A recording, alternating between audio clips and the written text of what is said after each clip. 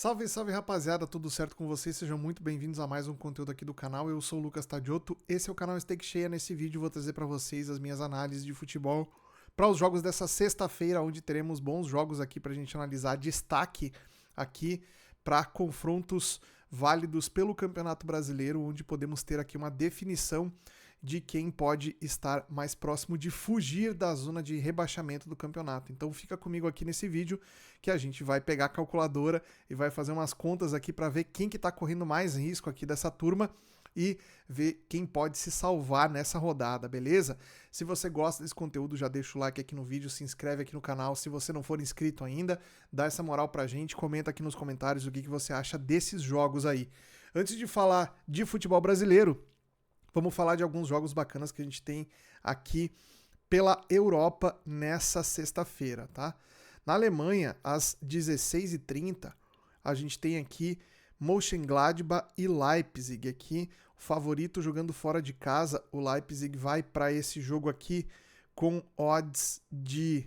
Vamos ver aqui se aparece os preços, ainda não temos aqui as odds para esse jogo.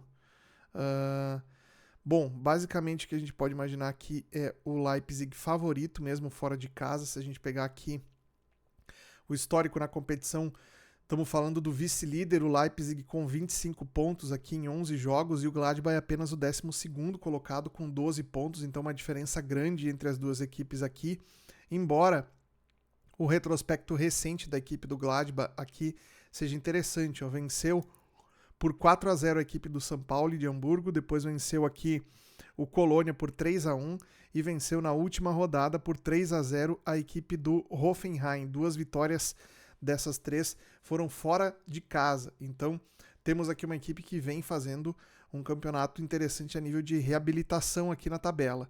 Por outro lado, o time do Leipzig é um time muito constante aqui, né? Tirando obviamente essa derrota aqui para o Hoffenheim na penúltima rodada, os resultados do Leipzig são muito bons, né? Venceu na última rodada o Werder Bremen, anteriormente aqui havia vencido o Stuttgart, que é um time bem difícil de jogar contra, venceu por 3-1. Antes tinha vencido por 6-0 a equipe do Augsburg e antes ainda tinha vencido o Hamburgo por 2-1. Então, quando pega adversários um pouco mais frágeis aqui, como é o caso do Augsburg, como é o caso do Hamburgo, o Leipzig consegue fazer jogos de bastante superioridade técnica aqui. Então, é bem provável que a gente veja esse fenômeno ocorrendo de novo aqui, o Leipzig, mesmo como visitante, tendo um volume de jogo bem superior à equipe do Gladbach. Então, lei ao time da casa é a minha sugestão para esse jogo. Falando de Espanha, aliás, primeiro vamos falar da Itália por ordem de horário aqui. Temos um outro jogo interessante aqui que é Como e Sassuolo. Aqui a gente tem a equipe do Como, vamos ver que a gente não tem as odds ainda disponíveis. Vamos dar uma atualizada aqui na nossa tela, ver se aparece. Como e Sassuolo. Não, ainda não temos as odds disponíveis, mas a equipe do Como nesse contexto aqui, ela é favorita jogando dentro de casa. Pegando a tabela do campeonato aqui, vamos ver aqui, na tabela do campeonato a gente tem o time do Como na 6ª colocação, o Sassuolo na 9ª colocação. O time do Como, quando joga dentro de casa, como eu falei para vocês, é uma equipe mais forte, uma equipe bem agressiva, né? Venceu na última rodada o time do Torino por 5-1, então fez aqui um ótimo resultado na última rodada. Anteriormente havia empatado com o Cagliari em 0-0, empatado também em 0-0 com o Napoli, feito um bom jogo aqui contra o Napoli. Venceu o Hellas Verona por 3-1 e havia empatado anteriormente contra o Parma também por 0-0. Então é uma equipe que não costuma ter um volume tão grande assim de gols feitos nos seus jogos, né? Esse último jogo 5-1 contra o Torino foi o jogo fora da curva aí dessa equipe do Como, mas é uma equipe ofensivamente muito bem organizada, muito bem montada aí pelo seu treinador e vem produzindo um futebol bem interessante aqui. É uma das sensações do futebol italiano aqui, junto com o Bolonha, daria pra gente colocar.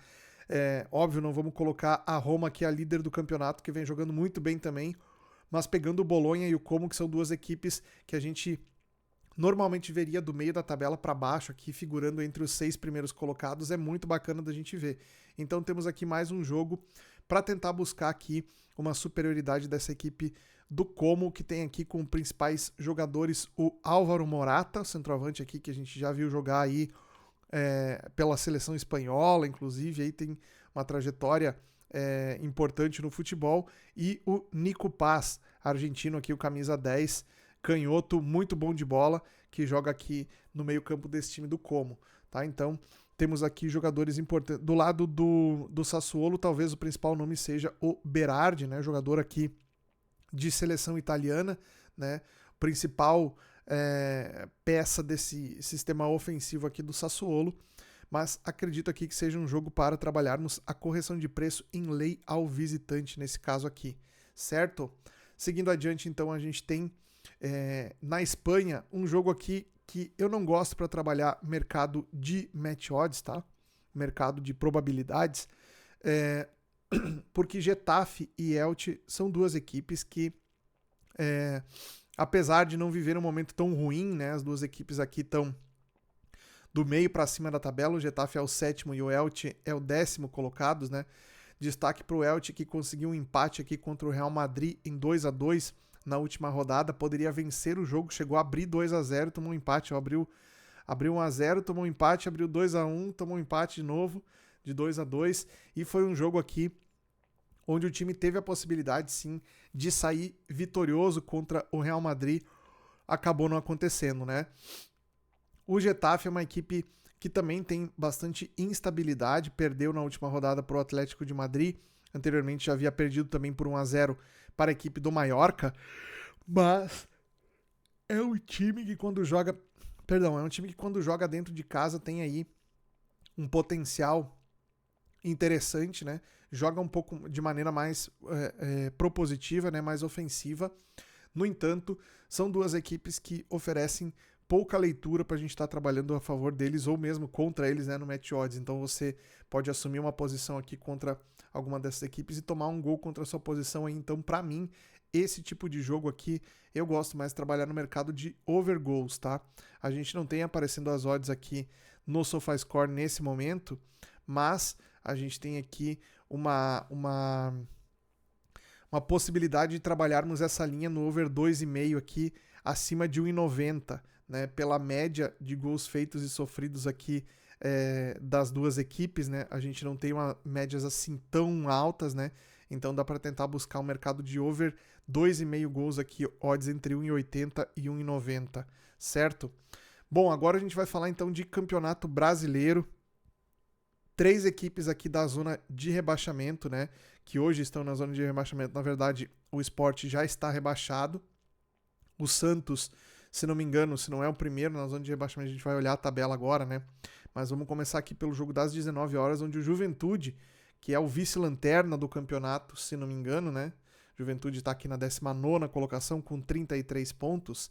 Já fica numa situação um pouco mais delicada para tentar sair dessa zona de rebaixamento. Ensaiou aqui uma pequena reação que não conseguiu dar sequência. Na última rodada perdeu de 2-1 para o São Paulo, time do Juventude, que se fizer uma campanha perfeita, né, se vencer todas as partidas que ainda faltam, o Juventude ainda assim precisará contar com resultados paralelos das outras equipes aqui para poder se ver livre da zona de rebaixamento. Ainda existe a chance matemática, mas se empatar esse jogo aqui contra o Bahia, o Juventude já estaria matematicamente rebaixado, né? Porque não vai conseguir alcançar o primeiro fora da zona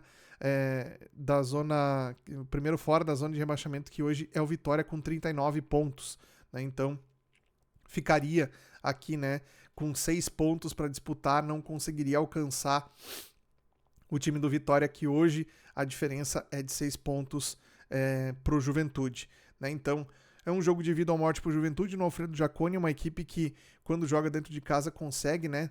Conseguiu extrair aqui, ó, por exemplo, empatou contra o Cruzeiro em 3-3, jogando em casa. Esse foi o seu último jogo em casa, né?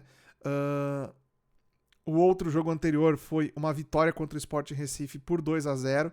Então, eventualmente, quando joga seus jogos dentro do seu estádio, o Juventude costuma ter uma força um pouco maior. No entanto, o Bahia também ainda briga aqui para garantir uma vaga direta na próxima Copa Libertadores, né? Levando em conta que tem aqui a decisão entre Flamengo e Palmeiras nesse sábado, que a gente também vai comentar no próximo vídeo aqui no canal, então vocês fiquem ligados aí, tá? A gente vai fazer um vídeo especial sobre essa final de Libertadores, tá?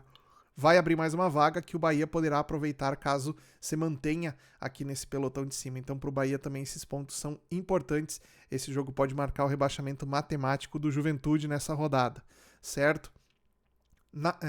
Falando um pouco do que a gente pode fazer nesse jogo aqui, portanto, podemos explorar alguma coisa em lei ao Juventude, tá? Porque é um time que vai precisar se expor muito, mas jogando dentro de casa não é o favorito nesse contexto aqui, mas vai precisar se jogar pro ataque, vai precisar, como eu falei aqui, é um jogo de vida ou morte, então o time vai ficar muito exposto, deixando aí a possibilidade do Bahia executar muita jogada de contra-ataque e eventualmente criar chances de gols aqui. Então, lei ao Juventude, minha sugestão para essa partida. Depois a gente tem aqui também às 19h30, né? Aliás, o Juventude e Bahia se enfrentam às 19h e às 19h30 o Vasco recebe o Internacional em São Januário. Jogo também que pode definir aqui para qualquer uma das duas equipes o livramento aí, dá para se dizer, né, dessa zona complicada aqui, que é a proximidade da zona de rebaixamento, né? Então, até o Vasco, que é o 13º colocado aqui com 42 pontos, todos ainda têm uma chance remota aqui de rebaixamento, né? Vasco, Ceará, Inter, Vitória, que está com 39, estão todos fora da zona de rebaixamento, mas com um risco aqui de poder ingressar nessa zona de rebaixamento aqui, dependendo de resultados, caso não consigam aí fazer o seu papel, que é pontuar, chegar a pelo menos 45 pontos aqui, que é uma pontuação que deixa essas equipes tranquilas aí para escapar dessa situação, né? Então o Vasco, que joga em casa, vem de uma race muito ruim aqui, o Vasco vem de 5 derrotas seguidas, né? Perdeu para o Bahia, anteriormente havia perdido para o Grêmio por 2-0, perdeu para o Juventude também, perdeu anteriormente para o Botafogo por 3-0 e tinha perdido também para o São Paulo por 2-0. Então, o retrospecto recente do Vasco indica um time em dificuldades, não vem conseguindo performar bem. E só não é um dos piores times do campeonato, obviamente, tirando o Sport aqui, que já está rebaixado já há 2 rodadas, se não me engano, matematicamente, né? Só não é pior hoje do que o futebol praticado pelo Internacional e pelo Juventude. Para mim, são as duas equipes aí que estão fora o Sport, que já caiu, né? São as duas equipes que jogam o pior jogo, né? Então o Vasco, ele tá nesse limbo aí também, né? O Vasco precisa muito desses pontos aí e depois vai enfrentar adversários mais difíceis. O Vasco vai pegar, por exemplo, o São Paulo, vai pegar o São Paulo na próxima rodada e vai pegar... Não, quem pega o São Paulo é o Inter, né? O Vasco vai pegar o Mirassol na próxima rodada e vai pegar depois o Atlético Mineiro, que também pode chegar na última rodada brigando ainda por alguma situação aqui de vaga de pré-libertadores, alguma coisa assim. Então, o jogo para o Vasco ganhar é esse em casa contra o Internacional.